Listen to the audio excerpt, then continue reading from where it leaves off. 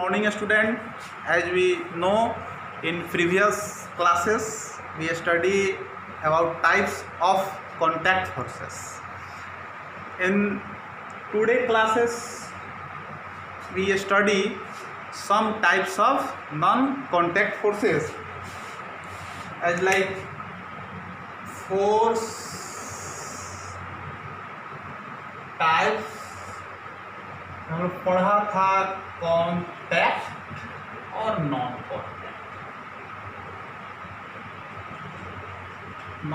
Contact force, ठीक है। Non contact force, non contact. तो प्रीवियस क्लासेस में हमने कॉन्टैक्ट्स के बारे में जान लिया है।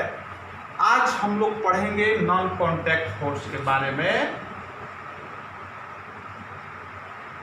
नॉन कॉन्टैक्ट फोर्स, सबसे पहले हम जरा इसके बारे में देखेंगे कि नॉन कॉन्टैक्ट फोर्स क्या है। ये सिंपली हमारा नाम से ही इसका थोड़ा मीनिंग अलग हो जाता है कि those types forces which are not physically contact to each other.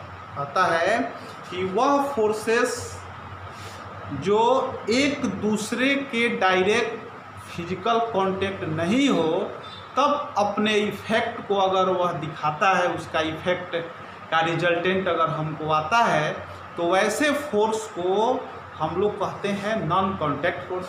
इसका डिफिनेशन हम लोग चाहें तो ऐसे लिख सकते हैं, those forces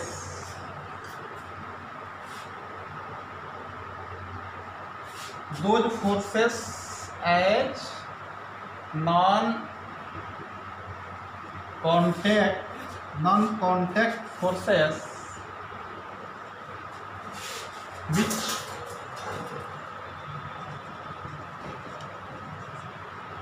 result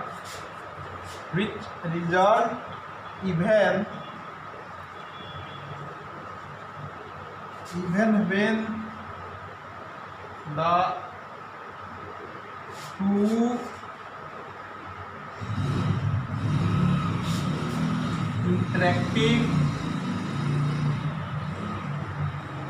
interacting bodies are not in direct physical contact with each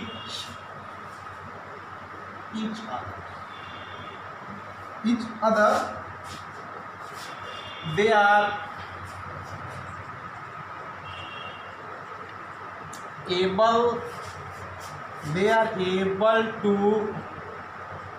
exert a push or pull despite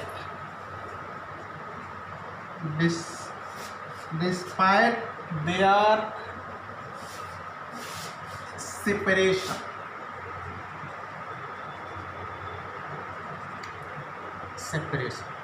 Okay, those forces as non-contact forces which result even when the two interacting bodies are not direct physical contact। Means इसके definition से ही clear है कि कोई भी दो object का interacting अगर वह डायरेक्ट रूप से अगर फिजिकल कांटेक्ट में अगर नहीं आता है और उसका इफेक्ट हम लोग देखते हैं physical contact with each other, they are able to exert push और पुल। विदाउट कांटेक्ट में आए हुए अगर पुश पुल अगर करता है तो ऐसे फोर्स को हम लोग नॉन कांटेक्ट फोर्स के नाम से जानते हैं। कांटेक्ट में हम लोग पढ़े हुए थे कि एक ऑब्जेक्ट दूसरे ऑब्जेक्ट का फिजिकली कांटेक्ट में रहता है, लेकिन इसमें कांटेक्ट में हमारा नहीं रहता है। ठीक है, क्लियर। इसके कुछ हमारे टाइप्स भी हैं नॉन कांटेक्ट्स में, जैसे types of non contact force हम लोग लिख सकते हैं types of non contact forces. एक नंबर में हमारा सबसे पहले होता है ग्रेविटेशनल फोर्सेस।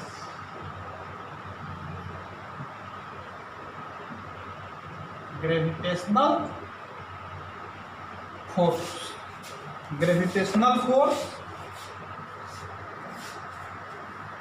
मैग्नेटिक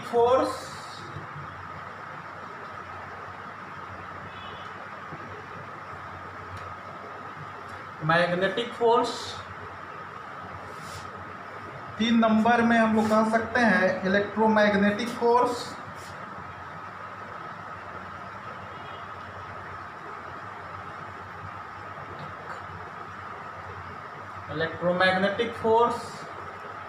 चार नंबर में हम लोग कह सकते हैं न्यूक्लियर फोर्स,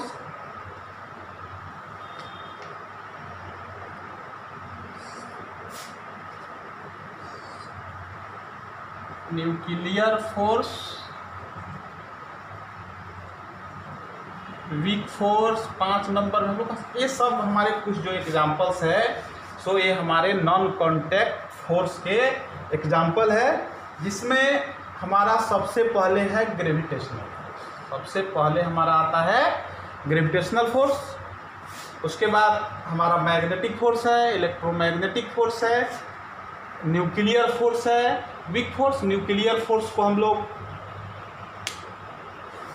इलेक्ट्रोस्टैटिक फोर्स के भी नाम से हम लोग जानते हैं, इलेक्ट्रिक फोर्स के भी नाम से जानते हैं। इलेक्ट्रिक फोर्स भी इसमें आ सकता है, लेकिन इससे सबसे पहले ये सभी जो हमारे फोर्सेस हैं, ग्रेविटेशनल फोर्स जो कि हमारा अर्थ के द्वारा एक्सर्ट किया जाता है।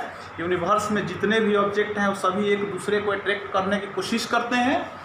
मैग्नेटिक फोर्स जो मैग्नेट के द्वारा लगाया जाता है। इलेक्ट्रोमैग्नेटिक फोर्स मतलब कि जो इलेक्ट्रोमैग्नेटिक इंडक्शन होता है, इलेक्ट्रोमैग्नेटिक फोर्स वहाँ से क्रिएट होता है। न्यूक्लियर फोर्सेस जो कि हमारा कोई एटम होता है उसका न्यूक्लियस होता है, उस न्यूक्लियस के अंदर जो फोर्सेस लगता है जो चार्ज के बीच में, उसको हम लोग बोलते हैं वीक फोर्सेस। एक हमारा इसी का काइंड्स है। तो सबसे पहले हम लोग चर्चा करेंगे ग्रेविटेशनल फोर्स के बारे में कि ग्रेविटेशनल फोर्स हमारा क्या है। ग्रेविटेशनल फोर्स एक हमारी इम्पोर्टेंट टॉपिक है जो कि आपको 9th में भी पढ़ना है और उसके आगे भी आपको पढ़ना है, इसलिए इसको जरा हम लोग अच्छे से पढ़ेंगे कि हमारी ग्रेविटेशनल फोर्स हमारी क्या होती है। इसके बारे में सबसे पहले हम लोग अध्ययन करेंगे कि हमारा ग्रेविटेशनल फोर्स हमारा क्या है। ग्रेविटेशनल फोर्स के बारे में सबसे पहले ब्रिटिश साइंटिस्ट आइजैक न्यूटन ने सबसे पहले इसके बारे में अध्ययन किया था। वो भी अचानक उन्होंने एक सेब के वृक्ष के नीचे बैठा हुआ था और अपना कुछ थिंकिंग कर रहे थे, तब तक अचानक उस पौधे से एक सेब टूटा और सेब टूट करके वो नीचे की तरफ आ करके गिरा। ऐसा नहीं था कि उसके पहले सेब कभी ऊपर जाता था, या किसी भी बॉडी को अगर हम लोग नीचे से अगर थ्रो करते हैं तो ऊपर ही चला जाता है। ऐसा कभी होता है? ऐसा कभी नहीं होता है। लेकिन उनको ये खोज करना था। उन्होंने सोचा कि वो सेब जैसे ऊपर से ड्रॉप हुआ तो धीरे से नीचे आना शुरू हुआ और नीचे आकर के अर्थ के ग्राउंड से कांटेक्ट किया और नीचे की तरफ फॉल करना शुरू किया। इसी पे उन्होंने सोचने लगे कि आखिर क्यों वह ऊपर से नीचे ही आया, क्यों वृक्ष से टूट करके ऊपर क्यों नहीं चला गया। और बहुत सारी बातों इसी पर उन्होंने सोचना शुरू किया और सोच करके तब उन्होंने इसके बारे में लिखना शुरू किया। तो पहले जैसे लिखा गया था, पहले हम लोग ये मानते थे, पहले ये माना जाता था कि all object in this universe attract by earth with a force. Earth applied a force and that object and attract towards its centre are known as gravitational force. यानी पहले ये माना जाता था कि जितने जो ऑब्जेक्ट होते हैं यूनिवर्स में या हमारे अर्थ के आसपास, अभी तो हम लोग केवल अर्थ के ही बारे में अभी हम लोग चर्चा करते हैं, उस सबको अर्थ जो है सो एक फोर्स लगाती है और अपने सेंटर की तरफ नीचे खींचती है सभी को तरफ। लेकिन आगे चल कर के इसमें कुछ न्यूटन महोदय ने सुधार किया और यूनिवर्सल लॉ ऑफ ग्रेविटेशनल भी उन्होंने दिए और इसे और सारे भी टर्म उन्होंने दिया, जो कि हम लोग इसके बारे में पढ़ते हैं कि ग्रेविटेशनल फोर्स क्या है। Force with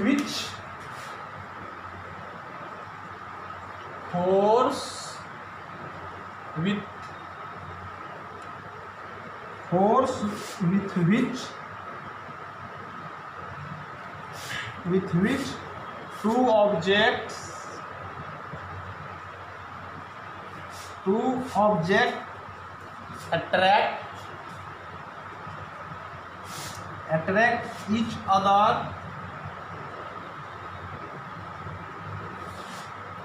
attract each other due to their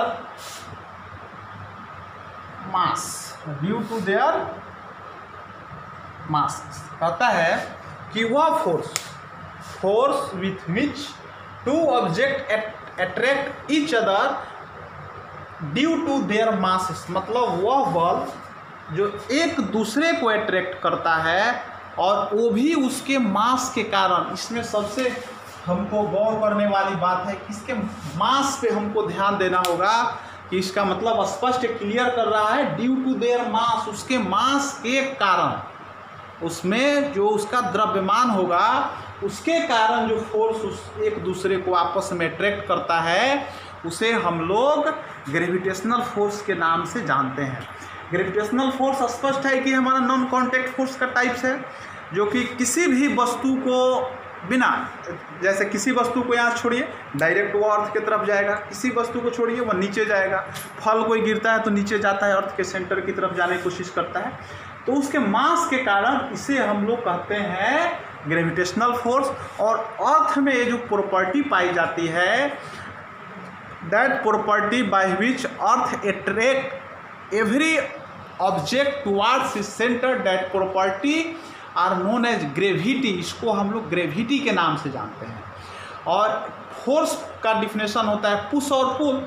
जब अर्थ किसी भी ऑब्जेक्ट को अपने सेंटर की तरफ अगर वह पुल करता है तो यह एक हमारे फोर्स के लॉ को यह फुलफिल करता है, इसलिए इसी प्रॉपर्टी को हम लोग ग्रेविटेशनल फोर्स के नाम से जानते हैं।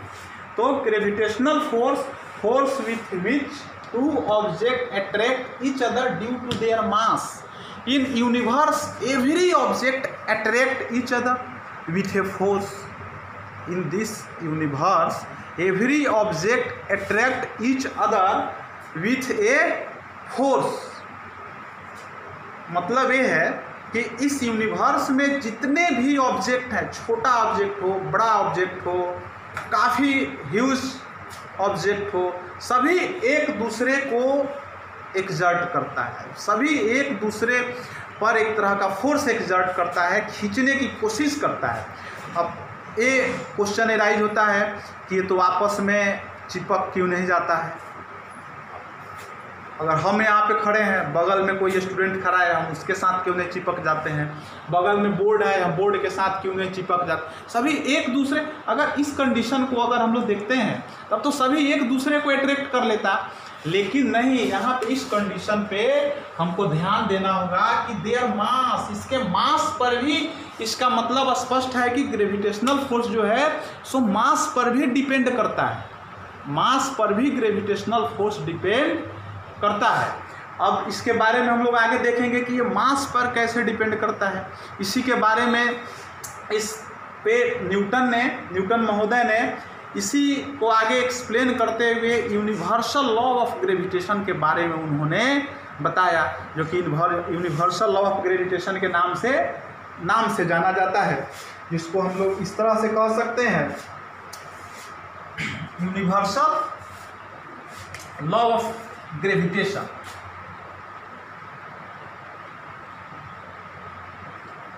Universal law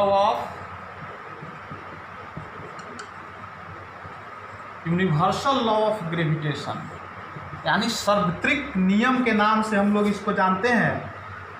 state that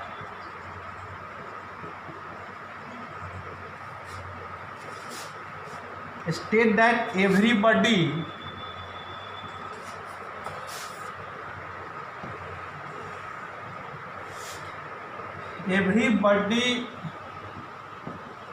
in the universe attract every other body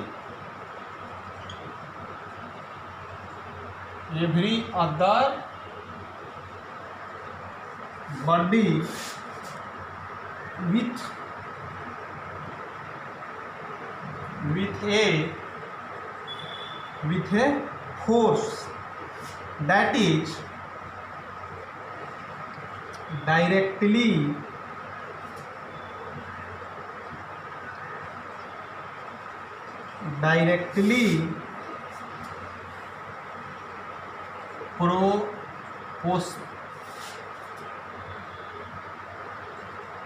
directly proportional to the product of their mass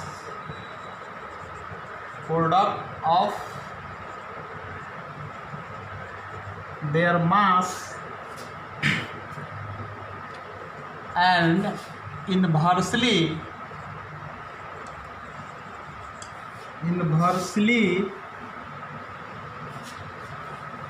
proportional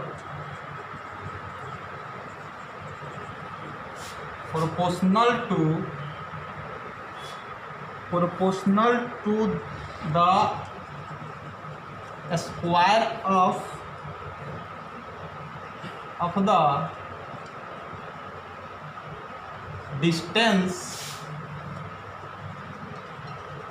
between them। ये जो कहा गया, ये यूनिवर्सल लॉ ऑफ ग्रेविटेशनल के नाम से इसको जाना गया, जो कि न्यूटन के द्वारा दिया गया था। State that every body in the universe attract every other body with a force that is directly proportional to product of their mass. देखिए देयर मास यहाँ पे आ गया, and inversely proportional to a square of distance between they. यहाँ पे आ गया कि यहाँ पे डिस्टेंस पर भी डिपेंड करता है और मास पर भी डिपेंड करता है। स्पष्ट कर दिया कि in this universe every object applies a force और attracts other object with a force. The force is directly proportional to products of their mass and inversely proportional to a square of distance between them. बिल्कुल clear है कि इस universe में जो भी object है वो सभी एक दूसरे को अट्रैक्ट करता है। इन this universe attract every object each other object with a force, that force is directly proportional to products of their mass। वो जो फोर्स लगाएगा वो दोनों ऑब्जेक्ट का जो मास होगा उसका directly proportional and inversely proportional to a square of distance between them, और उसके बीच का जो डिस्टेंस होगा उसका इन्वर्सली प्रोपोर्शनल होगा। ये न्यूटन का यूनिवर्सल लॉ ऑफ ग्रेविटेशन के नाम से हम लोग जानते हैं। इसका मैथमेटिकल कैलकुलेशन भी है जो कि हम आपको नेक्स्ट क्लास में बताएंगे, नेक्स्ट लेक्चर में हम बताएंगे। ये लेक्चर नंबर 11 है, 11 है। फिर हम लोग लेक्चर नंबर 12 में पढ़ेंगे, इसका मैथमेटिकल कैलकुलेशन बताएंगे। तब तक के लिए गुड बाय।